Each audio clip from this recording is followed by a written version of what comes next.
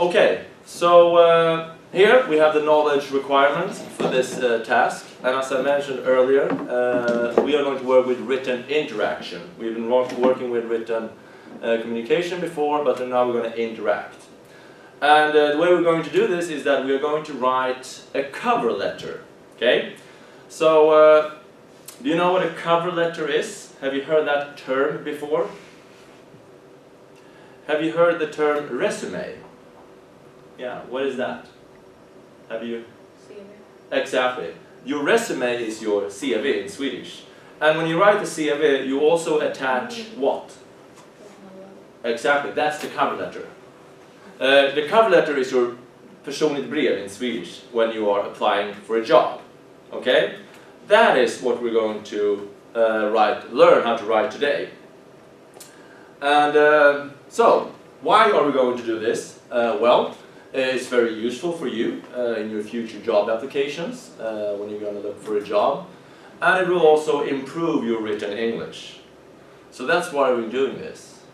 And how are we going to do this? Well, today I'm going to have a short lecture. We're also going to watch a short movie where it is explained how you're supposed to write a cover letter.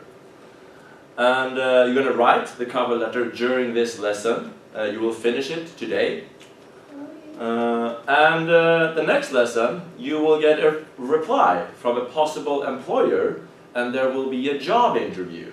So you will go through all the steps here, like you would do in reality. Okay?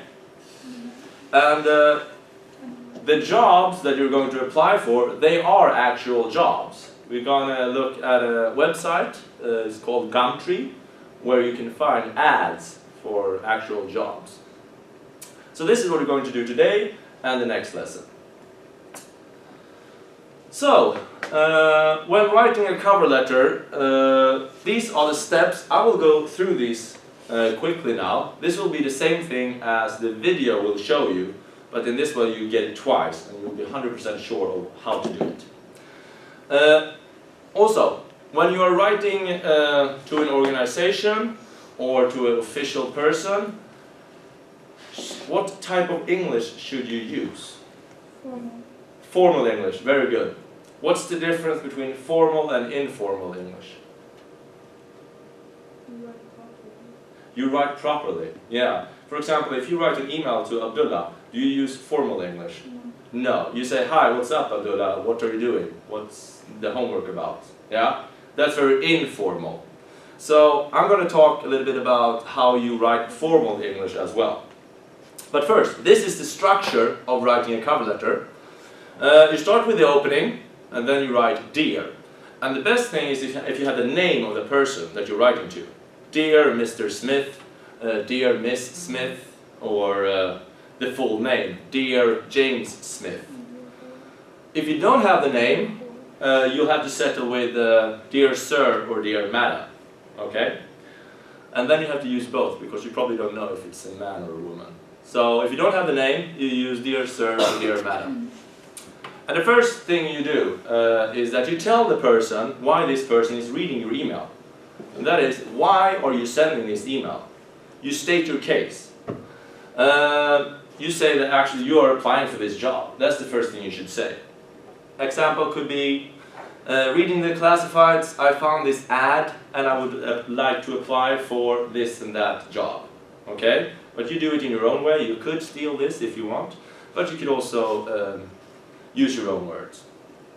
In the interest of applying for this job, I'm hereby submitting my application for the blah blah blah and so on. You get the idea. First you say why you're sending this email. And then you come to maybe the most important paragraph. This is the paragraph where you tell the person why they should hire you. Okay, your skills. And you tell them about your skills based on your work experience and your education. Not so much about your personal qualities, that you don't have to write how old you are or that you like to play football or stuff like that. The person who is hiring, they're not interested in that. They want to know your qualifications.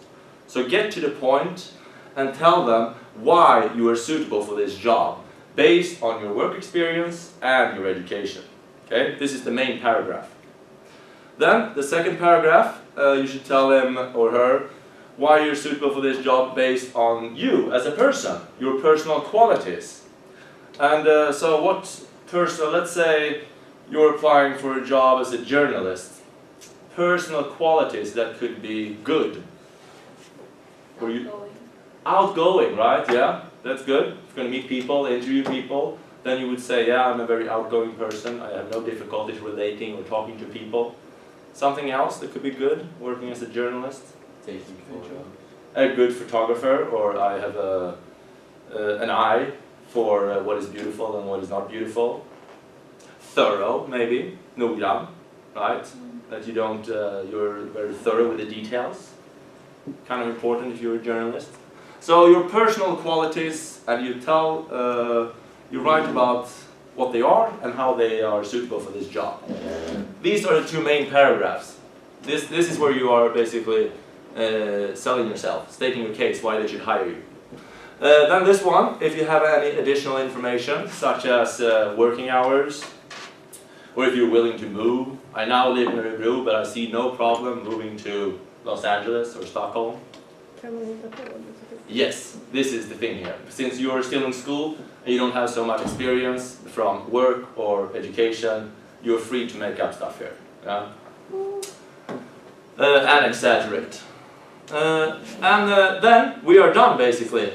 You want to end on a strong note. So you put forward the idea that you are coming to a job interview. I'm looking forward to see you, or something like that. That you end strong. And closing, you just say sincerely, regards, or yours sincerely. And then your name. That is your cover letter. Okay? And now a couple of words about formal and informal English now. Some examples. Thank you and thanks. Which one is the formal one? Thank you. Thank you, of course.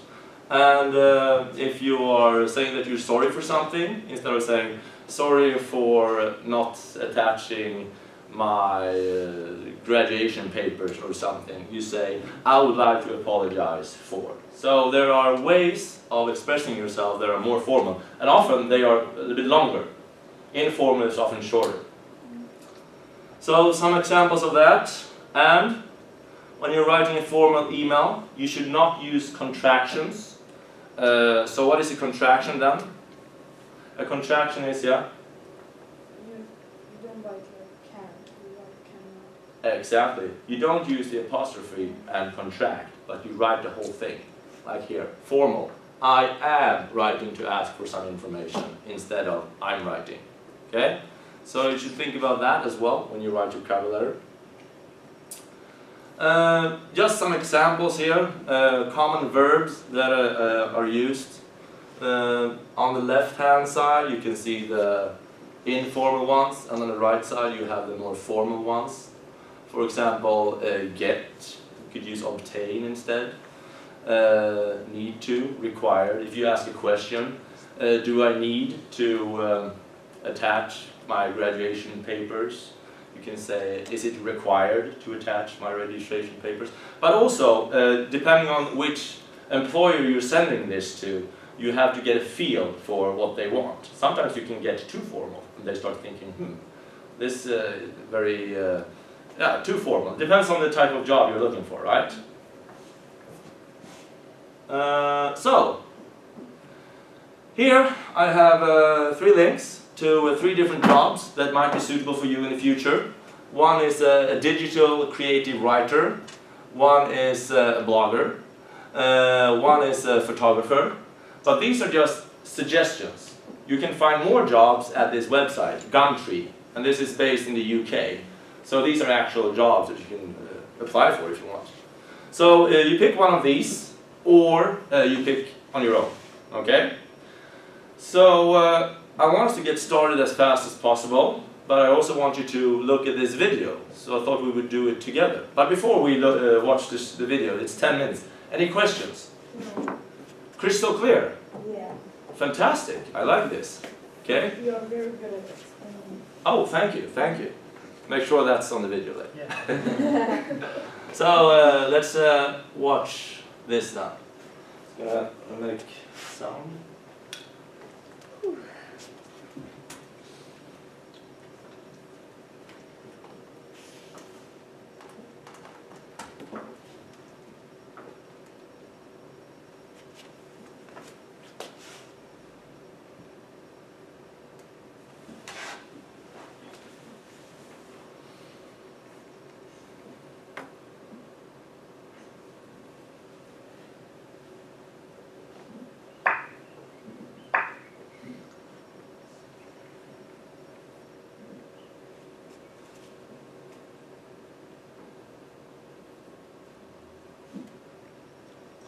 Hello, this is Matt with the UNH Career Development Center presenting a quick tutorial on writing an effective cover letter. The cover letter is the companion document to your resume. It is very important enough that you should think of resume cover letter as one word. When someone asks for your resume, you give them a cover letter as well. Whereas your resume is the more formal document that lists your background, your skills, places you've worked, places you volunteered, your education, the cover letter is a bit more of the informal document that allows you to speak directly to the employer. The letter will highlight your specific skill sets that you have for the job in which you are applying. It also expands on your resume, focusing more on what you can do for the company, showing them your story, how you can impact that company by being in that job. In the end, a well-written, well-constructed cover letter guides an employer through your resume, answers their questions that they have about you, and gets them excited to interview you. And that's the whole point. So let's take a look at a sample cover letter, and we'll go through each section to see how it's done and how it's done right. At the top is your name heading, where you cut and paste from your resume. So this will include your contact information and phone number and email and how they can contact you for an interview. As we move down next, you'll see there's the date and then the contact information of whomever you are sending the letter to. And then we open with Dear Mr. or Mrs. whomever. We generally want to avoid generic openings like Dear Sir, Madam, or Dear Human Resources Officer. As much as you possibly can, you're trying to figure out who you are sending this to. And so you want to do some research up front and then send the letter directly to that person.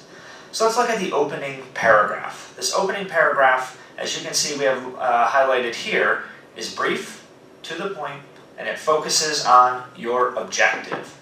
Why is the person reading your cover letter and your resume right now? So the opening has the basic information of how you found this position and what you are applying for. So don't beat around the bush. If your opening is boring or begins to read like your long autobiography, the employer will stop reading right then and there.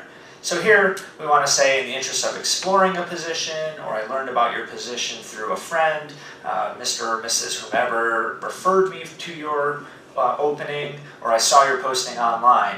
You essentially want to tell them right up front, very quick, to the point, why they're reading your resume, what you're applying for, and then they can move on to the bigger and better stuff that's below.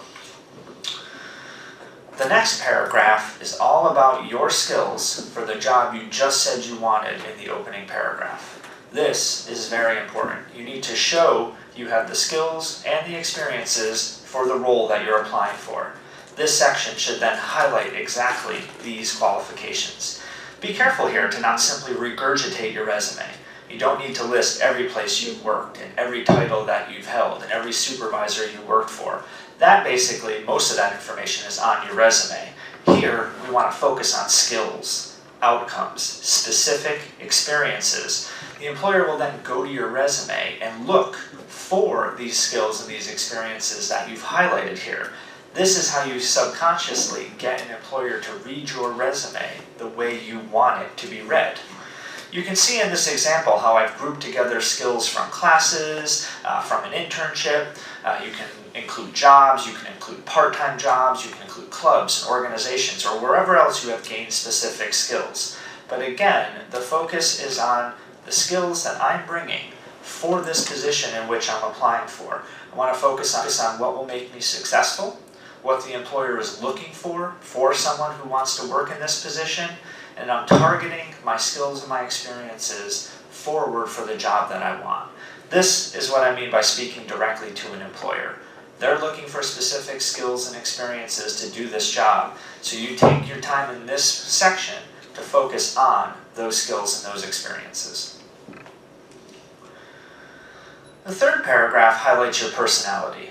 With all job types that are out there, they have specific personalities associated with them that the person will have in order to be successful.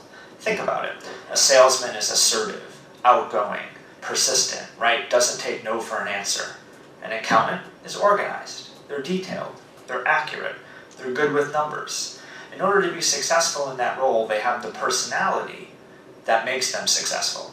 So this paragraph here in your cover letter should focus on those traits and on those personal competencies that will make you successful in the role in which you are applying for.